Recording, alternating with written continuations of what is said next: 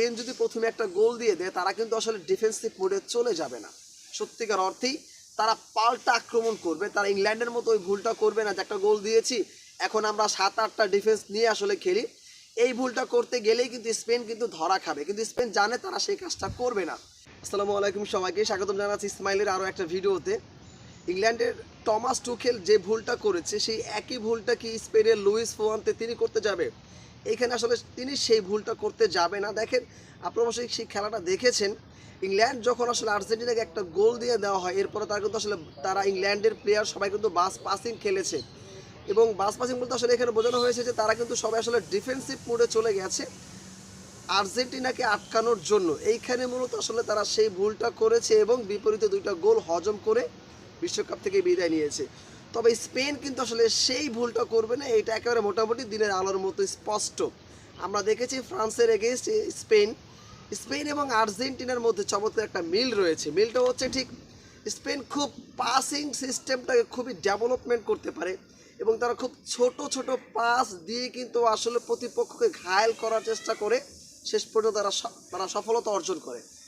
ঠিক বিপরীতে আপনি আর্জেন্টিনাকে দেখবেন, তারাও কিন্তু আসলে আমরা দেখেছি ইংল্যান্ডের এগেইনস্টে তারা যখন খেলেছে তারাও কিন্তু আসলে ছোট ছোট পাস দিয়ে কিন্তু আসলে তারা ডি বক্সের মধ্যে গিয়েছে, খুব একটা লং পাস দেখা যায় না।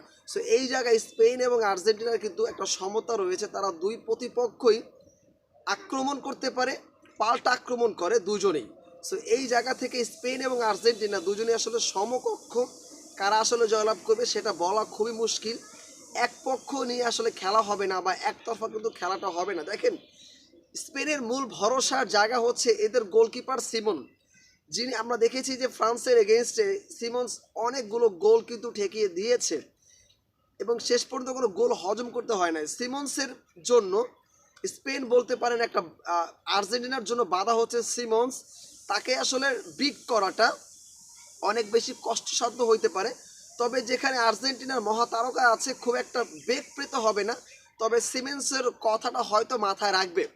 এছাড়া রক্ষণ ভাগটা যদি চিন্তা করা যায়, স্পেনের রক্ষণ ভাগটা আদৌ অনেক চমৎকার। আমরা দেখেছি ফ্রান্সের এগেনস্টে তাদের রোদ্রি, কুবার্সি এবং আমার কাছে মনে হয় সবচেয়ে বেশি ভোগাবে কুকেরিয়া, মানে ওই যে বড় বড় চুলওয়ালা যে ডিফেন্ডারটা রয়েছে না স্পেনের, এই কুকেরিয়া তিনি আসলে শুধু ডিফেন্ডার নয়, তিনি আসলে গোল করতে জানে, তিনি আসলে ডিবক্সের মধ্যে বল পর্যন্ত এগিয়ে দিয়ে আসে।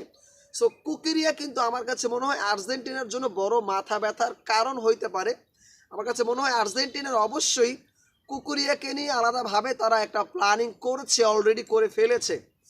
সো স্পেনের এই কুকুরিয়া তিনি কিন্তু আসলে আদৌ চমৎকার একজন ডিফেন্ডার বটে এবং স্পেনের একটা মূল ভরসার জায়গা আপনি বলতে পারেন।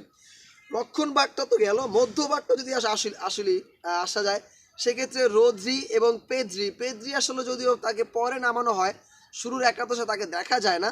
রোদ্রি এবং দানি আলমো এই দুইজন মধ্যভাগটাকে পুরো কিন্তু দাপিয়ে বেড়ায়। আমরা ফ্রান্সের এগেইনস্টে দেখেছি দানি আলমো এবং রোদ্রি বারংবার কিন্তু শট নিয়েছে এবং তাদের মাথা ব্যথার কারণ কিন্তু হয়ে দাঁড়িয়েছিল রোদ্রি এবং দানি আলমো।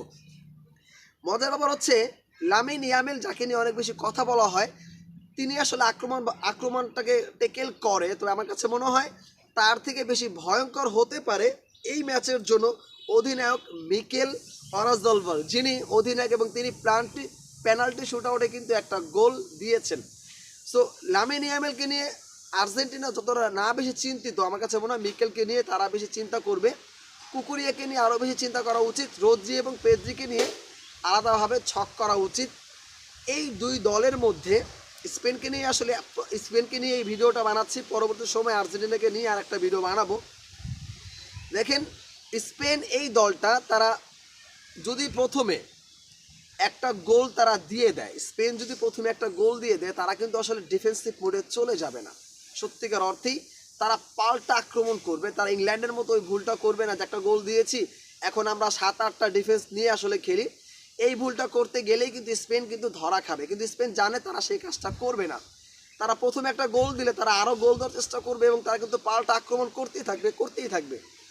কিন্তু বিপরীতে যদি আর্জেন্টিনা টিম প্রথমে গোল দেয়, আর্জেন্টিনা টিমটাও কিন্তু ডিফেন্সিভ মোডে চলে যাবে না।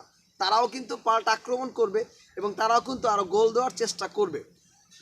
ইন কেস আর্জেন্টিনা যদি আগে গোল দিয়ে দেয়, খেলার মোড় চেঞ্জ হয়ে যাবে সত্যিকার অর্থেই। তখন আপনারা দেখবেন যে আসলে রেফারি তিনি বাঁশি ফু দিতে দিতে ক্লান্ত হয়ে যাবে। মোটামুটি একটা ফাউল যে বিষয়টা থাকে, ফাউল বলবো না আসলে, একে অপর প্রতি যে রেষারেষি, এই কাজটা খুব ভালো মতো করতে পারে আলভারেস। তারা আসলে খুব চমৎকারভাবে এই কাজটা করতে পারে। সো এইটাই হয়তোবা দেখা যাবে ম্যাচের মধ্যে।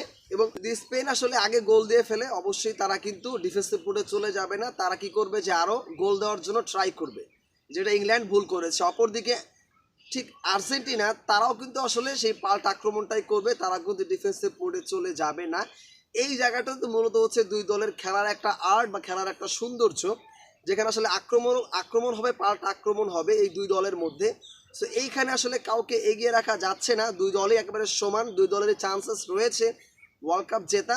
তবে আমার কাছে মনে হয় ইতিহাসের সর্বশ্রেষ্ঠ ফুটবল বিশ্বকাপের সর্বশ্রেষ্ঠ ম্যাচটা মনে হতে যাচ্ছে 19 তারিখে, যেই ম্যাচের মোমেন্টাম পরতে পরতে চেঞ্জ হবে। তবে এইখানে স্পেনকে অবশ্যই আর্জেন্টিনার সমূহ করে খেলা উচিত, কারণ তারা যে ধাঁচের খেলাটা খেলে, যে ধাঁচের তারা বলটাকে আলিঙ্গন করে, এই ধাঁচের আলিঙ্গন খুব কম বিশ্বকাপের মঞ্চে দেখা গেছে এখন পর্যন্ত। সর্বশেষ কথা একটাই, আর্জেন্টিনা জয়টা হোক এটা চাই। পরবর্তী ভিডিওতে অবশ্যই আর্জেন্টিনার প্লেয়ারদেরকে নিয়ে একটু অ্যানালাইজ করার চেষ্টা করব, তারা আসলে কোন ধাঁচে খেলবে। তবে স্পেন এই জায়গায় দুর্দান্ত।